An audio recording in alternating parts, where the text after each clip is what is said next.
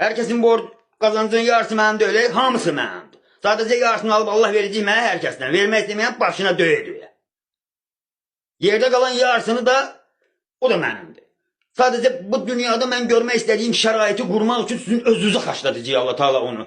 Mən işləməyim deyə. Sadece bir kəlmə göstərişimlə, bir kəlmə sözümlə mənim bu sizdə qalan var dövlətimin qalanını Zibilə düşmüşük. Baxıram, kimlərsə videonun altında buna lağ eləyir. Ağzına gələni danışırlar. Siz bilirsiniz bu kimdir? Bu, biz 10 milyon əhali olaq deyə bizim ölkədə yaşayır.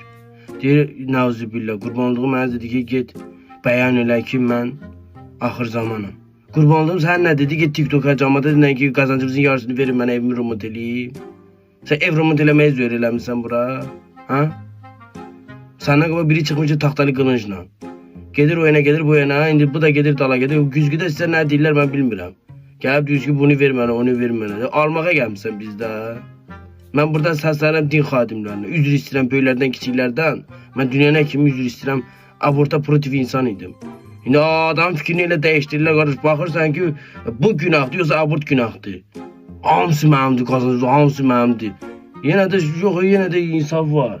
Yenə də yox, bir insaf var ki, deyir, yarısını verir. Kim olsaydı deyəcəkdi ki, hamısını.